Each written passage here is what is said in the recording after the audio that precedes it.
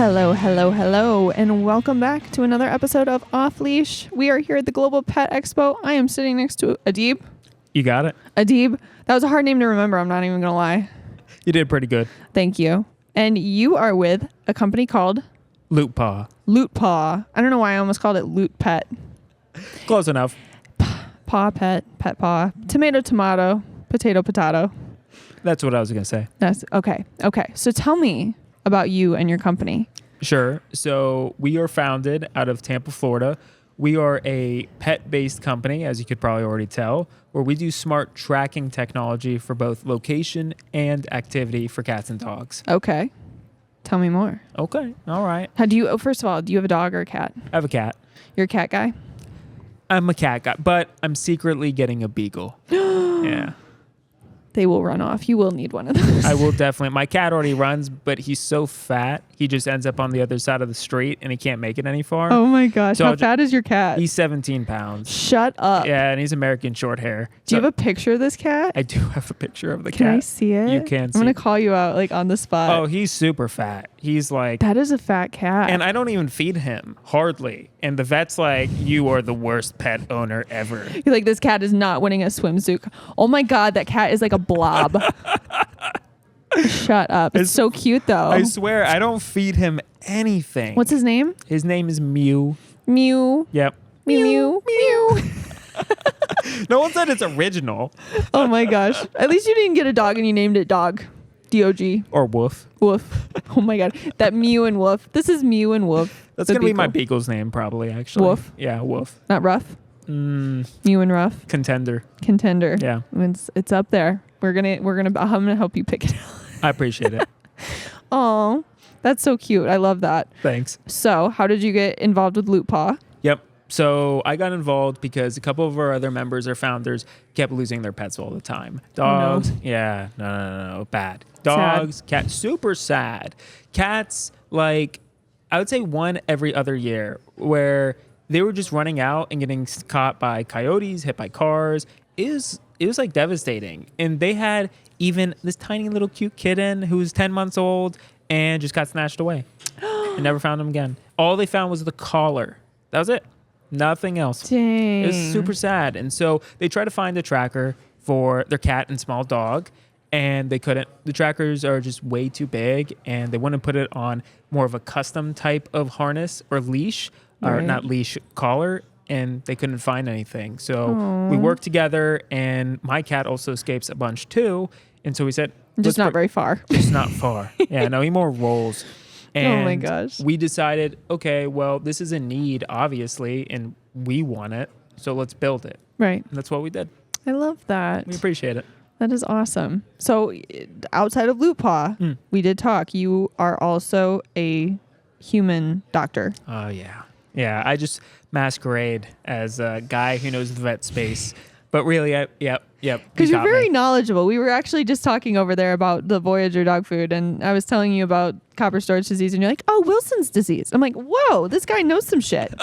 This guy's actually like well-informed. I know some dead guy who named some disease like 100+ years ago.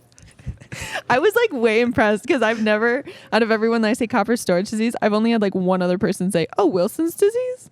And I'm like, you must be a doctor. And he was also a doctor, actually. Yeah, but then you called me out and you're like, yeah, but you're like fake in this space because that's not what we call it in pet medicine. I know. I was like, well, it's technically, if you said that to a veterinarian, he would not like that because that's the human disease version. In dogs, I don't understand why they don't just name it the same thing. It's because the same dead guy didn't probably discover it in both people. And the guy in the pet space wasn't so self-centered that he's like, I need this disease named after me. After me. I died from this. This is my legacy. Wilson's disease in people looks pretty messed up. They get like yellow eyes and like, don't they get like jaundice and stuff? I don't know. Because they go into liver failure. Yeah. They actually get these like copper rings around their eyes. And so, yeah, it's like copper deposits there. And their liver fails and they go into cirrhosis and need a liver transplant. But thankfully, they have really effective treatments these days to identify and treat it. I'm sure in, the pet space, there's something similar as well. I don't think they do liver transplant, at least not that I know. They don't do liver transplants? I've never heard of a dog getting copper storage disease and getting a liver transplant. Oh, okay. But I don't know of that many people that are like, my dog died and it's an organ donor. True. See, this is where I'm a fake vet A guy. fake vet. Yeah, that's it. That would actually be like kind of cool though. Like if your dog could donate organs towards other dogs. That'd be super cool. I'm surprised. Are you sure that doesn't happen already? I need to ask my dad. My dad's a veterinarian. I feel like it should happen. I think because otherwise, what happens if they need like a new kidney or something? I know. I don't know. I've never heard of a dog getting like a transplant of anything. We're looking it up after. You know what I did just here? What? This is that you would find this interesting because you're in like the health industry and whatever. They do fecal transplants in dogs. You know what's funny? They do it for humans. They Yeah, they do it for humans, and you swallow them. Well, shut up. No, you don't. And it's actually really hard to become a fecal donor in the human space. You have to like pass super rigorous tests to actually donate fecal matter. You need super healthy poops. You need the dumbest healthy poop. It's not like, so when you go to a blood drive donation, they're like, hey, do you have like any super terrible diseases? No? Okay, you can donate blood. Poop, they're super tight on poop. Oh my Like you have to goodness. run through so many intense tests, and it's actually super helpful in the human space to do fecal transplants. They're just underutilized. We'd rather pump you full of drugs and medicine and then watch you fail and spend thousands of dollars. And then we'll be like, oh, none of that worked. Okay, I guess you can try the effective treatment now. Oh my goodness. Crazy. That's awful. Yep. So you work in trauma and ER? So I do, emergency and urgent type medicine. Our bay is not listed as a trauma facility though. Okay. So they have other ones that I used to as part of training. Yes, I was working in a trauma-based facility. What's the difference between trauma and ER? It's a good question. So ERs have different levels.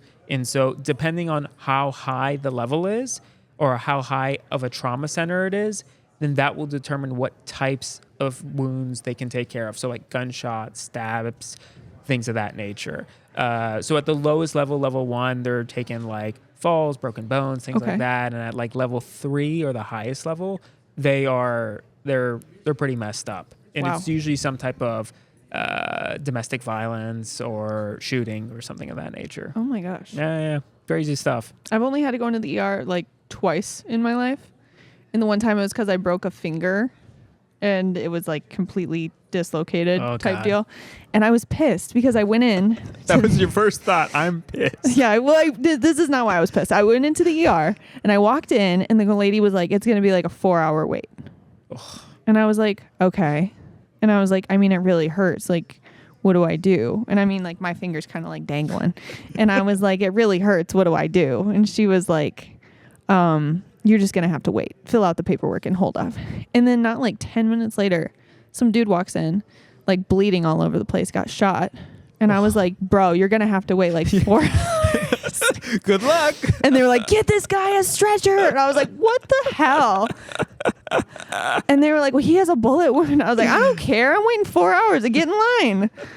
I was Take like, a number, dude. I know. What are you doing? And he was like straight up, like he came in, it was so ghetto. He was like, I was in the middle of a drug deal and I got shot. And I was like, who gives a shit, dude? Get in the back of the line. Yeah, I would take care of a bunch of gang members, actually. Yeah, because they get cut up, especially like box cutters are super common when I would take care of them. Swoosh, swoosh. Yep, that's it. And really interesting diving into life stories and hearing, like, how'd you even get here? Like, Do people have to explain? I need to know. Do people explain when they come into the ER where they're Yes. like, okay, this, like all the time? Or do you ever just get people that are like, do you have to ask what happened? I feel like people want to tell me. People are like, listen to this shit. They want to so you know how like stereotypically grandmas and grandpas will like talk your ear off for hours Yes. because they just want people to listen to them. Yeah. I feel like these patients who come in are like the same way, but for different reasons. They want to tell me down to what meal they had that day. It has nothing to do with it. They got like stabbed and they're like, so I was going to Taco Bell this morning. And I'm like, does that have like any relevance? No. You Had to gotta get my hear it all. Baja Blast. That's it. You got to hear it all just down to the second what's going on. And you know, I feel like that's too detailed. It's way too detailed. I feel like if I came in, I would not be like, this is what I had for breakfast. I'd be like, I just got shot. Help me. It's probably because you have other things to do. Yeah. You're probably thinking to yourself, you know, a lot of these guys will come in, no offense to them, but they'll be like, you know, would be really fun today to do? Hang out in the ER or urgent care for 6 hours and just get a free meal and talk about my life story. Someone like you, that's why you wait 4 hours, just so you know. It's because the other 20 people ahead of you are giving their life story and putting in like a lunch order. Damn it. Stop telling your life story. I'm looking at the camera right now. Stop telling your life story at the ER. Because I'm waiting in line for my broken finger. For your broken finger? I know. Did it ever get fixed? It did. The guy, oh my God, they put me on some like loopy drugs before when I was getting treated. And they were like, okay, it's kind of going to sedate you and like take away the pain. And it might make you say some loopy things. I don't know what they gave me. But Did it work? The doctor walked in and I just remember being like, you are hot. Hi. And he was like, oh yeah, she's looped up on whatever they gave her. And I was like, and he kept saying, what happened? I was like, hi, do you want my number? And I just kept going. He was like, I want to hear what happened. Like, tell me where it hurts. And I was like, are you single? And he's like, no. And it was like, my mom was like, I'm just going to take over from here. I mean, that sounds like a pretty entertaining conversation. I know. I was like so enamored. I don't know why. This guy walked in and I felt like I was in an episode of Grey's Anatomy. I was like, whoa, I need to come to the ER way more often. And I just did not. The guy was like just so unfazed by it. He was like, okay, well, what happened to your finger? Like, where does it hurt? And I was like, just completely ignoring. I was like, where are you from? Are you were just from completely here? captivated at that point. I was so, and I think it was just the drugs because my mom told me about it afterwards. I was like, I did not say that. She's like, oh yeah, you did. You know what's funny? They should do a study on this, that a lot of people who come into the ER find their physician like really attractive. It's just scrubs, man. I don't know what it is, but I've had so many close friends be like, my doctor was hot. And I'm like, I look at the picture, I'm like, your doctor was not hot by any means. Like, objectively speaking. It's the uniform. Like, it's the white jacket. Did you know that they did a study that if you compare like just a run-of-the-mill guy and then a doctor, and they asked, how tall do you think that guy is? They rated the doctor 4 to 6 inches taller. Shut up. Yeah, just by I'm Dr. So-and-so. Wow, this guy's like 6'5". It's like, are you kidding me? Like, what? So it just comes with the territory. I guess so. I don't know. That's so funny. It's hilarious. It's a uniform. It's like the doctor, the lab coat. It's same thing with like military or police. Yeah. You take an average looking dude and you stick him in like a military or police officer uniform and you're like, whoa. Yeah. That dude is 6 foot for sure. That guy has a career. That guy has his shit together. And it's just unhinged. It's just unhinged because same thing. My friend started dating this military guy. Okay. And I was like, yeah, he's pretty good looking, like military dude. They all like uniform, whatever. And then he shows up out of uniform one day. I'm like, who's this ugly dude? And I was like, oh, it's the same guy. He's just out of uniform. I'm telling you, it's like the uniform just puts this filter. Oh, absolutely. Yeah. I mean, people like the stereotype is real. Like people will think you're way better of a catch if you look like you got your shit together. That's for sure. 100%. So, is what it is. So I want to hear some crazy ER trauma stories. How graphic can I be here at the end of the day? Or is this like HIPAA right stuff? No. If I give you their name or their social security or their address. Well, I need that. It's valid information to the story. You can interview them next. We're gonna call him in on live. That's right. So I'd say like some of the craziest stuff I've seen has to do with people putting things into themselves. And so oh God, I've heard this. This has got to be some of the weirdest stuff. And if there's a hole, people will put things in it. And I don't know. My God. Yeah, I don't know why. I have no idea why. So I was working out of one of our clinics one day, and someone put like an entire bottle of conditioner up their rectum, like entire bottle. And at first, it's supposed to be some type of erotica where they're like trying to get off on it, and then it got stuck. It just got sucked into his rectum and just trapped in there. And we tried to yank this thing out so badly, and we just couldn't because it was so far up in there. And the cap had fallen off, so all this Oh lube my god. was making it so slippery. So it he had to go to the operating room. They had to cut it out. Yeah, cut it out of him. Yeah. That is traumatizing. I would rather die than go to the ER for that. Yeah, I mean, I would rather die than go in and be like, "Hey, this happened. Can you fix it?" It's guys. It's not, I don't have many female clients that come in where I'm like, wow, that was really stupid. Well, women live longer for this reason. I mean, yeah, obviously. I feel like women, you should probably know from working in this field that women do significantly less stupid shit than men do. No, men are dumb. I had another guy. No. I had another guy. This had to be one of the two craziest ones. One guy tried to perform an African ritual on himself. So he had cut the tip of his penis completely in half, and because it was like some type of like erotic ritual, and he just completely filleted open. He also went to the opera. What is he watching that he's like, oh, I want to do that? I think he had gone to like Africa or something. And he was like, oh, this is some sacred ritual that I'm going to redo. And the last guy was masturbating with, have you ever used like a barbell before and seen those plates with the holes in the center of them? Yeah. The guy was masturbating with the plate, the hole in the center, right? Is this like at a home gym, I hope? I haven't... Going to Planet Fitness. Oh man, it's really not busy right now. Let's take it full advantage. Gotta get my membership's worth. Oh my God. Hit the lunk alarm. So he got an erection, plate got stuck, constricted around it so the blood couldn't flow back in him. So he was just stayed erected the whole time and swollen up like a sloppy meat patty. And please tell me you had to cut it off. We had to not his penis, but we had to cut. I'd say just take the whole penis off. He doesn't deserve one at this point. I mean, that's a debate for another time. We had to cut the plate off his penis, like with industrial saws that they had to. Okay, so like, is this laying around in the emergency room or what? No. Had to go to Home Depot. Shut up! Shut up! You were like. The fire guys loved it. Oh man, everyone had such a great time. So the interesting thing is they don't teach you this, right? Because they don't think, medical school doesn't prepare you for people doing these types of things. This is insane.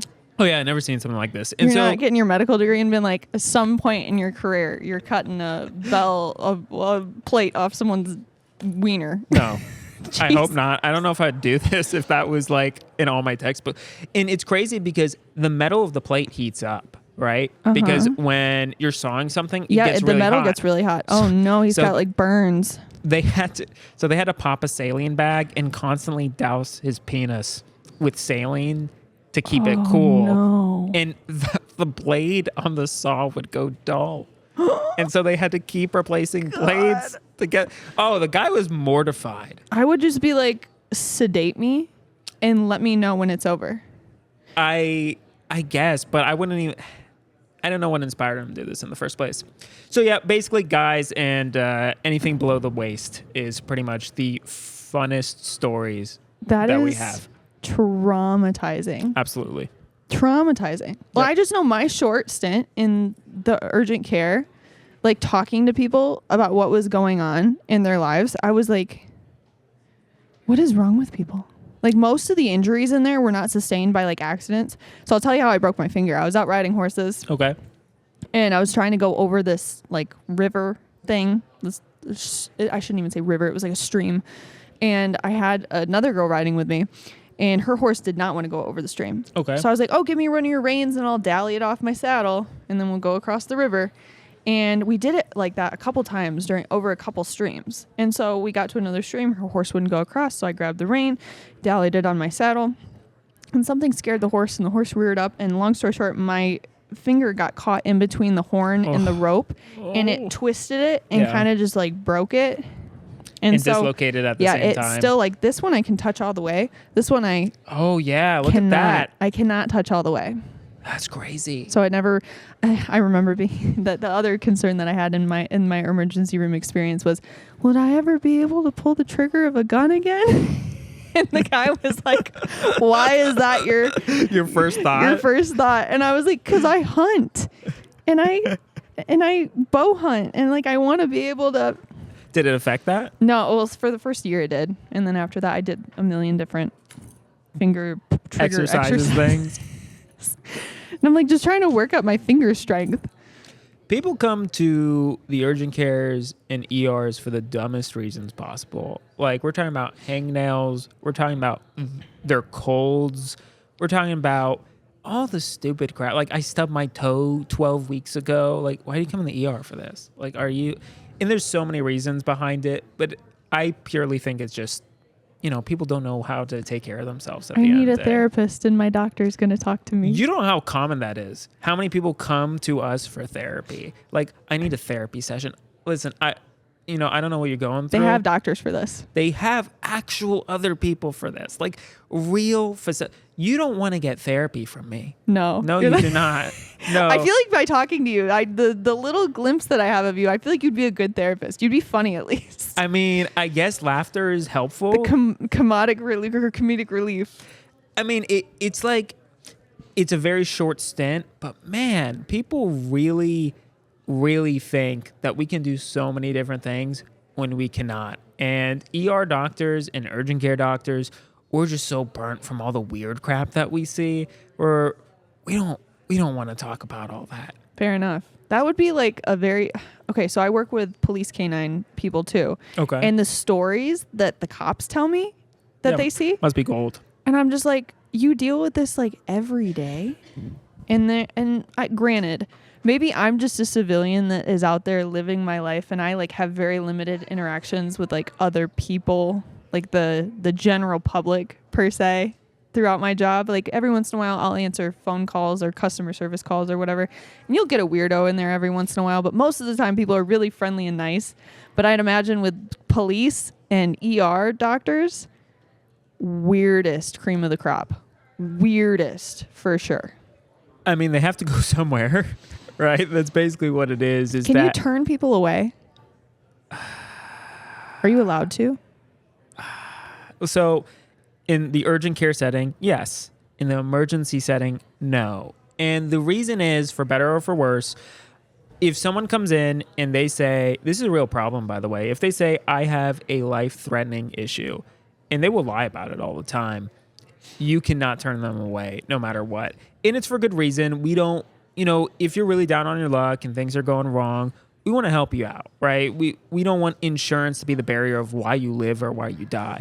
What commonly happens is people will come in of all walks of life, claim they have some terrible thing like, my heart's exploding out of my chest, I feel like I'm having a heart attack, blah, blah, blah. Get their free morphine, get admitted to be observed, get a free meal, all because they know how to play the system.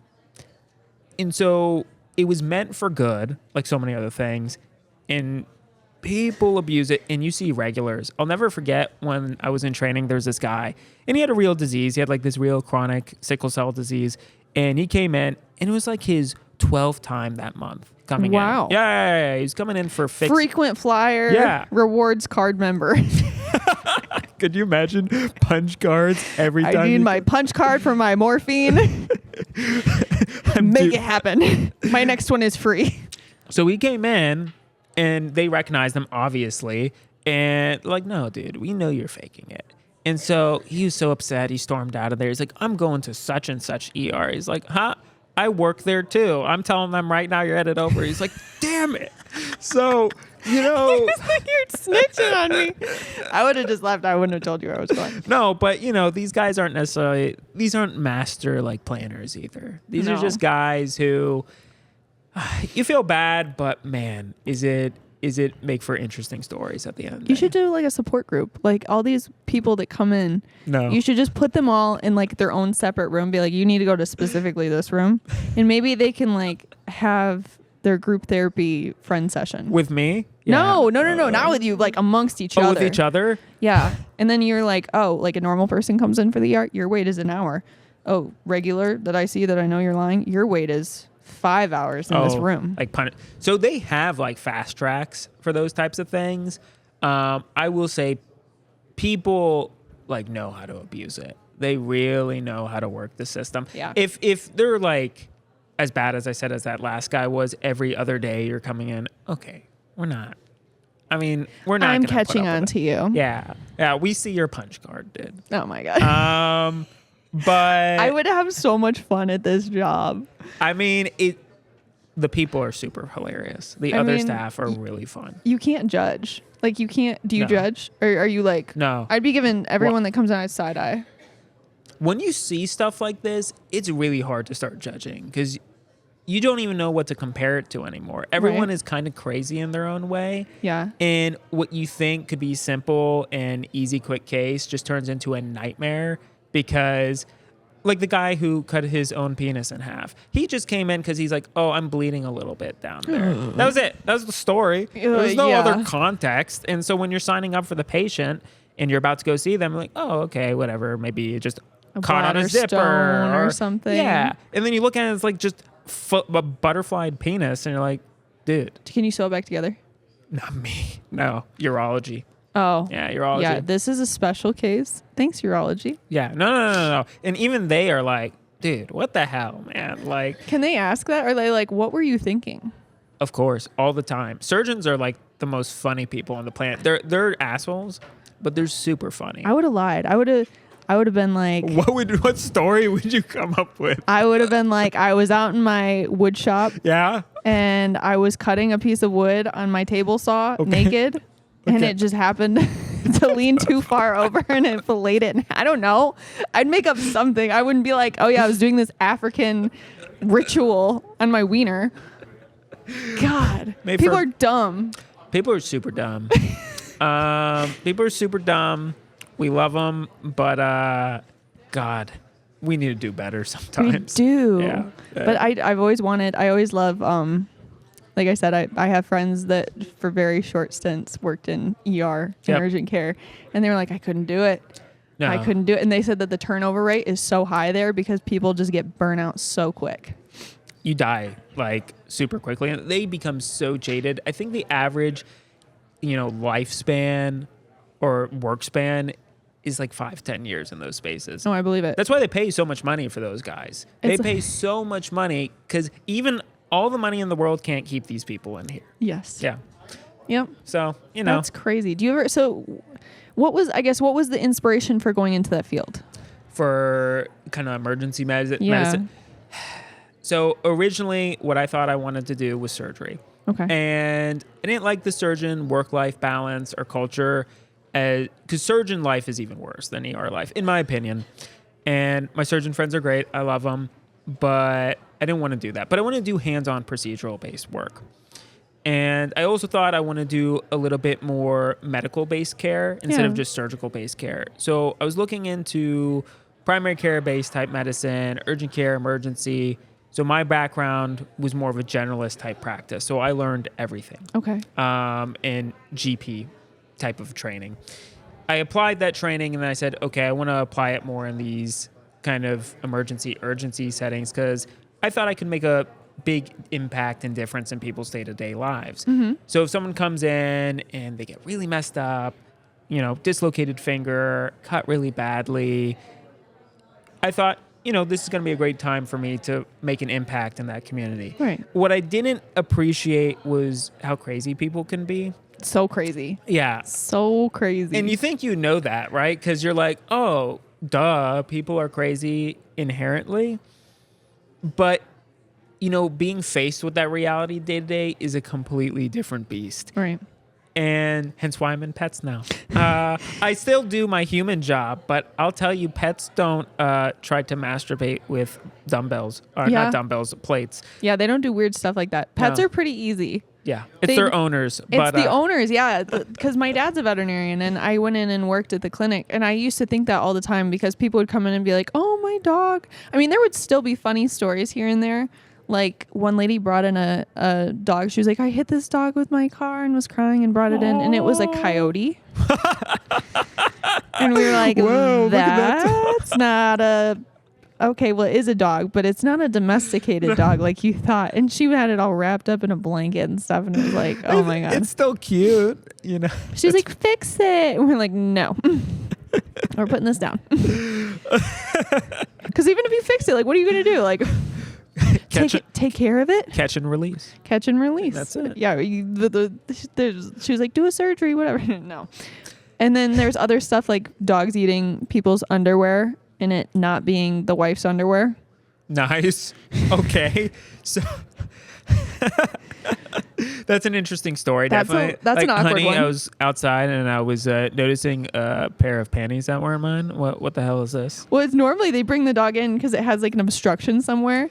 Oh, and then they so surgically have to remove it and pull it out. Yeah, and then like they normally give back whatever the dog's obstructed with. Okay. And I've seen it a couple times where like they'll give back the panties in like a little Ziploc baggie and they're like, these aren't mine. Makes for a really fun dinner. I know. Yeah. And then we're just like, okay, well, here's your bill for your surgery. Like, we don't do mental health. That's next door. Right. So. It's just kind of funny because you just have to brush it off. Like, okay, well, whoever they were, the dog ate them. Here's the pills that you have to give them now that we gave the dog their surgery. And this is the aftercare. And then they come to me. I know. And then they come to you and my wife stabbed me 82 times in the kitchen. And I asked why. Why'd you do that? And now I have to listen to your whole adulterous life. So isn't that fun?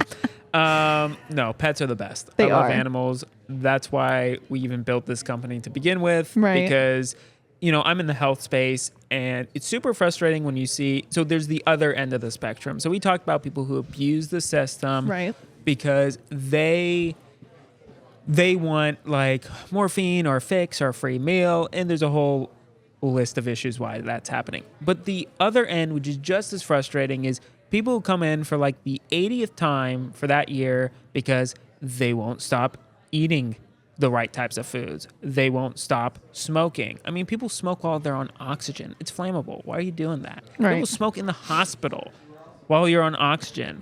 And people, you try to educate them and they just don't care. They'd rather take care of their animals rather than take care of themselves, which is great. I'm glad you're taking care of your loved ones in that space. But if you're dead, you're going to have a hard time taking care of them. Right. So while I still do try to push on that front, I find that the animals, their owners, if they're really dedicated and invested, they will take the time to make sure they're healthy, up to date. And I'm not going to say that's everybody, but that's what inspired this type of technology. Yeah. Most owners, I feel like, are like, oh, if it came down to me or my dog eating, my dog's going to eat over me. Yeah. Good for them. I know. Because I know people that spend... I talked to one lady in particular. She's like, oh, I buy this Italian made dog food that's like $300. And I'm like, oh, cool. And I'm like, well, why are you eating like ramen every day? She's like, because my dog needs the best. My dog's going to live forever. And I'm like, no, I get it. I get it. Dogs are better than people, so I'll take it. Yeah. Unfortunately, it's probably laced with copper. But it is. I know. No copper. We hate copper. We just explained this. And I'm so shocked still how knowledgeable you were on that. I know nothing. No, I know. Listen, you could run circles around me in that space. It's sad because I was talking with another doc over here earlier today. He was mentioning to me how our trainings are very similar. Mm-hmm. The nutrition space or preventative type care for vet and especially human medicine is just extremely poor. I think, so we train for thousands of hours. I had probably about 4 hours worth of lecture on the importance of nutrition. And it was by the worst speaker. He hated his job. He hated the speech. And no one learned anything. And it was just sad because there's so much useful information there. Right. You got to be passionate about it to make a difference. Yeah, super passionate. Yeah. I feel like passionate, and I can tell you're passionate about obviously dog health and the tracking and everything like that, just to make sure that, because obviously losing a pet, that's devastating. Yeah. I mean, have you ever lost one yourself? Yeah. Okay. So I'm going to tell you, I told it on an earlier podcast, but I think someone stole my cat. Oh my God. I know someone stole my cat, but do you know who it is? Yes. I'll track them. Yes, I do. But it's a whole thing. Okay. So, I was getting a deck rebuilt on my house. Sure. And these guys were showing up, like working on the deck. And I had this cat that I just got, and the cat was cool as hell. Like it acted like a dog, and it would go outside and it'd be gone for like a day or two at a time, come back and have like a whole pile of chipmunks or mice. Like the cat was a killer. This cat's a badass. He was. And he would beat up my dogs. Like my dogs would come around and he'd be like, he'd smack them. And the dogs were like, dang, this cat's like kind of an asshole. But the dogs like feared this cat. But then I got puppies that I was training, and the cat would wrestle with the puppies. Oh, that's cute. And this cat was like the toughest, coolest cat. And everybody would always come over and be like, I wish I had a cat like that. I'm like, I know, he's really cool. And somebody one day thought they were so cool, they would take the cat. So the guys working on my house, not the current guys, because I'm also having guys work on my house right now. They're great. Shout out to them. But the guys before that were working on my house, the one guy kept picking up the cat and he was like, this cat's really nice. And I was like, yeah, like he's a pretty cool cat. And I left. Stalker. I know. And I left to go on a work trip that weekend, and I came back and the cat was gone. And I didn't think anything of it at first. I was like, he's sometimes an indoor, out outdoor. anyways. Yeah, and I'm like, sometimes he goes out. The longest time he's been out is like 3 or 4 days. And that I got really worried during that, because I was like, he's never been gone this long. But he came back, and I think he got scrapped up by something, because he would go out there and like fight other animals. And I was like, so I was very diligent about like, this cat cannot get rabies, but he would just go out and fight. And so anyway, I came home, the cat never came back, and I waited like a month or two. And then I asked one of the workers, I'm like, hey, have you seen my cat? And they're like, we didn't know you had a cat. I'm like, I've seen you pick the cat up. I have seen you hold, like, we had a conversation about. So that's how you knew. Yeah. And I was like, I've seen you hold the cat, and you said that it was a cool cat. And he was like, no, I don't remember you having a cat. And I was like, this guy stole my cat. I don't know. But then my neighbors were all like, oh yeah, we got to like stake out this guy's house and get your cat back. Oh yeah, no. I would literally break the door down. Because it was like a neighborhood cat. Like all my neighbors started asking, like, where'd your cat go? We really liked that cat. Because he was like everyone's cat. He would go multiple different places for treats, for like attention, pets. Like my neighbors originally did not like cats, and they were like, this cat was like the only cat I would like. Yeah, it definitely got stolen. I think so too. But I wouldn't know unless I had a GPS tracking device. I mean, now for your next cat, you can. I know. But I'm not going to find one cool enough. That cat was... So also I wanted to touch on, you said that there's something very special about this one. Yes. Tell me about it. Okay. So these trackers at the end of the day, a lot of trackers just do location. Like that's all they track, right? And we said, why stop at location? Like why? Yeah. I mean, you can do more. I mean, tracking's nice for location because it helps pet owners. It helped us. Mm-hmm. But what else can we do with this? And so then we decided, let's go more deeper into the health space, like proactive care. And that's where my roots tie in, the preventative care piece. How can we keep animals healthier? Like I told you, my cat's 17 pounds. That's part of the reason this tracker is on my cat, because I know I can do better with my cat. He's chunky. Yeah, he's super chunky. If there's the chart of chunk, he's like, oh Lord, he come in chunk. Oh my. Like, he's giant, basically. He's like the 90th percentile of cat. So we, at the end of the day, we're like, we know we can do better. We can track activity. We can track calorie. We can track rest. We can track so many things. And we do a lot of these things already. And we just want to keep building more and more, not just for cats, but for dogs. That's where the space needs to go. Yeah. A lot of animals hide their pain. They hide how they're feeling. And as owners, we care. We just don't always notice. Right. Like if my cat is not moving or limping, sometimes they're really good at making sure you don't know they're in pain, because they're hunters. They don't want to show weakness. But if you can detect it early and we can alert you about it, you can prevent something before it becomes a huge surgery, and now you're faced with a giant medical bill or putting your loved one down. And that's not a decision we want you to have to make. Right. We want you to just make the easy choice of, oh, this was just like an easy splinter in their paw, and that's why they're walking weird. Not, oh, it got gangrenous, and now they have, osteomyelitis, infection of the bone, which spread from the site, and now we're going to have to do an amputation. Oh, yeah. Right? It's like a huge deal. My dad has a saying, treat the treatable and prevent the preventable. Yeah. So I think pet owners are really on board for this, but they're getting smarter. 90% of owners, 88%, somewhere around there, consider their pets like family. Oh, yeah, I do. Yeah. Yeah, they are my dogs are my babies. They are so important to me. Yeah, because, these are basically our kids, right, at the end of the day. Mm-hmm. This is our family. And if someone's going to beat up your family, you're going to beat them back. Yeah. So you want to know everything about them, and you want to make sure they're as healthy as possible. That's why I was inspired by what you were saying on the health and dietary side. We're making a feeder right now, a pet feeder, and we were looking more into the nutrition side of things because we know that industry has so much. It's so big. It's so big, and there's there's so much like behind the scenes stuff going there that they just don't tell you. Yeah. Like I fed my cat, I won't say the brand because they'll probably come after me, but I fed my cat, they will. They're really big.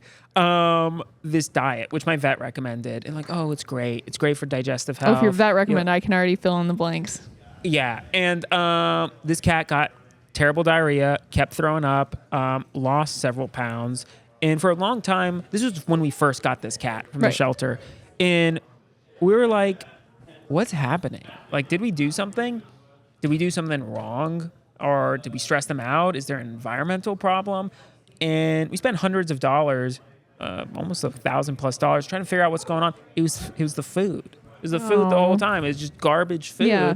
And we trusted our vet. And no offense, we love that vet. No offense. I just think it comes from training. It does. Yeah. Yeah. We have this saying with our food. It's great if your dog likes the food, but it's even better if our food likes your dog. I like that. Is that your tagline? No, we have a ton of taglines. We call them Dr. Pete sayings, whatever. Okay. Because he has all the treat the treatable, prevent the preventable. It's great if your dog likes our food, but it's better if our food likes your dog. I'm buying some this week. What does he have one that was so good? He goes, if it's cheap and it doesn't work, it's expensive. But if it's expensive and it works, it's cheap. People do not have good forecasting like that. No. I tell people that's what I try to convince patients of all the time, where they are killing themselves on the daily doing this garbage to their body. Particularly junk food's a big category where, well, McDonald's has a dollar menu. Yeah, well, you eat that for 30 years and see what the medical bill looks like. Mm-hmm. And then you're really going to suffer from it. It's not only you're going to feel worse, you're going to pay for it. I know. I have this discussion with my friends all the time when we talk about, like, where do you want to go out to eat? And I'm like, oh, Core Life, or like, let's go somewhere all natural. Or I have like a lot of Vietnamese places that I like because they use a lot of natural broth, pho stuff. I don't know, tripe. I like all that stuff. Yep. But they're like, oh, let's go to Burger King. Applebee's. Dude, Applebee's. Oh my God. Every time I eat at Applebee's, I want to die. Like the very next day, I'm like, and it's not even fun when I'm eating there. I'm like eating this. I'm like, I hate myself. I'm like, this is some. And you're paying money to hate yourself. I know. And I'm like, this sucks. Like immediately after, I feel like shit. Yeah, obviously. I know. And then the next day, I feel like shit. I'm like, why did I eat here? Why? And I think people, for their pets, it's even worse because here's the deal. And you know this way better than I do. I'm an idiot when it comes to this. I don't know. You're pretty smart. No, I'm dumb. You're a boy. You're a man. You've heard the men story. There was not a single female in those stories, and I still don't have any great ones. No, because humans know McDonald's. McDonald's, don't come after me. McDonald's like, we're gonna sue this guy. I swear, I'm not worth it. It's not worth it. I don't know. He's an ER surgeon. He makes good money. I mean, So, at the end of the day, McDonald's, everybody knows that's bad for you, right? Like people, it's not a secret. This isn't a trade secret. Oh, I didn't know McDonald's was unhealthy. I'm not going to say there's nobody who doesn't know that. But if I had to survey America, they're probably going to lean towards, yeah, that's probably not good for me. Right. For pet food, sure, maybe the generic brands that just look like Walmart kibble that are colored and have all these crazy dyes. Yeah, sure. Those, most people can probably tell you that's not great for your pet. Right. But there are brands out there, again, I won't name them, who market themselves as we're all natural, we're fresh, we're raw, we're, XYZ. And then the vets will endorse them on top of it. And now you just have a misinformed consumer who doesn't know what the heck is going on. Greenwashing. Yeah. I like that word. I like that word a lot. Yeah, they taught us that in marketing school. They're like, there's greenwashing where they say all natural, organic, but there's like certain things that you have to look for in research in a product to make sure. Because I guess like just about any company could sticker like a product green and like market it as organic, all natural. Yep. But it's like, what does that actually mean? And people don't know that. And the disinformation space is just so large. It's people like your dad and yourself who are helping push it. Yeah. Because there's so much noise. And to cut through that noise takes so much dedication. It does. And so much raw grit. And, we're out here commending you for it because big corporations aren't necessarily going to do it. They're going to keep the status quo. They're all about the dollar at the end of the day. Yeah, they I know. get paid. But it's so sad because I'm a big supporter of like the mom and pop small company growing type companies that I don't know. I have such a hard time supporting corporate America just because it's like your dollar's not going to anything meaningful. Yeah. No. There's no philanthropic anything when it comes to corporate America. They like to say that they do, but it's mostly okay. That's another thing that grinds my gears when like you swipe your card and they're like, you want to donate to what? I'm like, I know that this is just a tax write-off for you guys. Yeah, no, it definitely is. So that way at the end of the year in their marketing campaign, we donated 15 minutes. Okay. You didn't cut your C-suite executive salaries for that. What you did was you wrote it as tax write-off. You paid yourself a larger bonus now because look how great we are and using a marketing ploy. Mm-hmm. I'm not against companies becoming larger. I'm against companies who become large, who profit off people's, lack of awareness of what's happening. If a company like your dad's became up and coming, and I'm sure it is, so grab the product. That is what I want to see make it to mainstream. I want that to be a giant exhibiting booth that everyone can enjoy. I don't mind that part of corporate America if it's for the right reasons. Right. But we associate capitalism, and not for wrong reason, with, how can we cut costs and make as much money as possible without supporting the consumer and the lives of our pets. And it's also sad because you're just hurting your own pets at the end of the day. Like, I'm sure these people have their own pets or their own loved ones, and you are creating a space where now there's so much disinformation, you don't even know how to differentiate. No, I completely agree. You're hurting yourself and your animals in society just because you think that dollar in that moment is more special.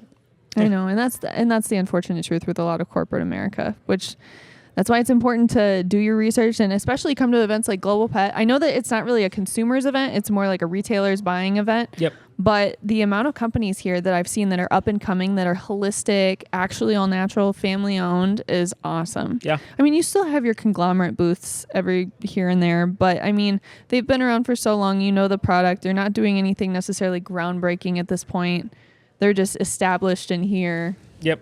But it's important to do some research and to support companies that are trying to do the right thing for your pet. Yeah. I mean, the industry will only advance and grow with people supporting these smaller companies, because these smaller companies with enough support can become larger and really tackle these giants who have different agendas. So that's why I think people love these small companies. They know they're in it for the cause they started with. They're not in it for like some crazy check. They just want to, meet their vision, which is typically helping the pet community. I love with our customers when they call us and we're like, oh, you have a good vet question. Let me put you on with Dr. Pete. And they're like, wait, the owner? We're like, yeah. Isn't that awesome when you get to do that? Yeah. And they're like, wait, like the vet that I see on TikTok that is on your clips? I'm like, yeah. Yeah. He's like in the office. You want me to just transfer you? And they're like, wait, for real? And he'll spend like 45 minutes on the phone with them, like helping diagnose their dog with whatever they have going on. And he's like, okay, well, this is what you need to do. Send over your blood work. I'll take a look at it. I'll tell you what I think. And then you can go back to your veterinarian in your home state and you can tell them that to look into this. That trust goes a long way. We've had like candies sent to our office. Thank you card. Oh yeah. That's sweet. Where people will like write us letters and be like, Dr. Pete helped diagnose our dog and we wouldn't have been able to do it without him because our vet didn't know. It's crazy. Like Anna Marie, she was one that her dog got copper storage disease. And I heard. Yeah. And she's like, Dr. Pete saves my dog's life. Because he did. Uh-huh. Yeah, because he did. Yeah. And that's crazy. And she's like states away. So it was kind of, I don't know if that's malpractice or not, but we're going to ignore that and just say we did the right thing for the dog. You did do the right thing. And you know what? It's only malpractice if they're not happy at the end of the day, right? And so sounds like you guys did a great job. Yeah, he does. He took an oath. He says all the time, he said, when I came into veterinary medicine, I took an oath saying that I'm going to leave the industry better than when I found it. And he's like, and I don't intend on breaking that oath, which is why I created the food and why I'm always going to do the right thing for any dog that is in need. Your dad is awesome. He is. He has a lot of integrity. Good for him. Which is unfortunately very rare nowadays. I was about to say it's not the standard. I know. Yeah. Especially when I went off to college, I had a veterinarian up there that I took my dogs to, and they were not very good. They were very like, get you in, get you out, push you, don't ask very many questions. Can I ask what college? Northern Michigan University. Northern Michigan University. NMU. Up in the middle of nowhere. Like, what is the middle of nowhere in Michigan? So, do you know the Lower Peninsula? Do you know? And then there's the Upper Peninsula. Yes. So I lived in the Upper Peninsula. Oh, you're definitely in the middle of nowhere. You're like, I don't even know what's up there. No. Marquette's the biggest city up there, and it's 20,000 people. Yeah, I haven't heard of it. Yeah. So, as soon as it said Northern, I'm like, oh, yeah, I don't know, nothing. Wait, where'd you go to school? Me, University of Florida. Okay. Do you know that? Yes. Yes, I do. How was that? Fun. It's a weird system because you're definitely a number there. Because when you do tests, did you ever have Scantrons? Does that ring a bell? What that means? Well, I mean, I feel like they do the Scantrons when you vote. They do, like something like that. Yeah. But not for like, I don't think I ever took a college test. With it? No. I did. They're like, there's too many people. We got to Scantron these people. I didn't even put my name. I swear to God. And if I did, I don't remember. I put my number on there. So it was like, I was like 6, 7, 3, 4, 2. I'm like, man, that's kind of dehumanizing that they don't even identify me by my name. I'm just going to put my number, fill in some bubbles, and then be like, okay, congrats, 6,400, whatever. You got this grade. Cool. Oh, dang. Totally different experience up at Northern. Totally different. Smaller community, right? Oh, yeah. We'd be out at the bars and we'd be like, what's up, Professor Brunswick? Like, we'd see our professors out at the bar and they'd talk to us. And it's a very small community there. Yeah. You don't get away with much. You get your, circle of friends like anybody else, but there's just like over 50,000 people. Yeah. So it's really hard to connect with people at a certain level. Mm-hmm.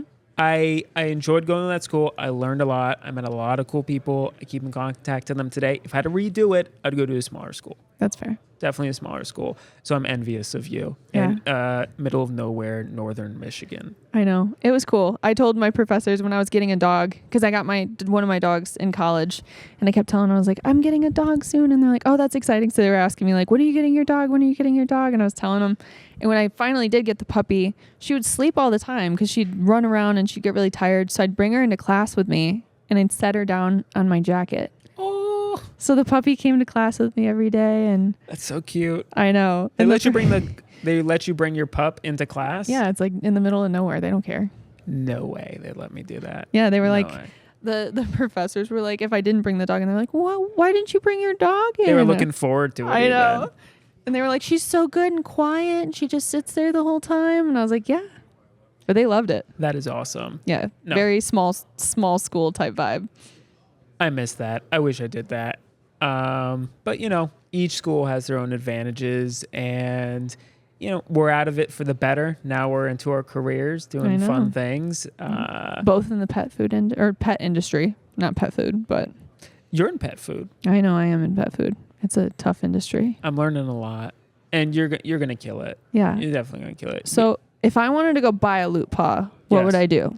So you can go into our website, lootpawpets.com. If you want to hit me up, hit our socials at lootpawofficial, TikTok, Instagram, Facebook.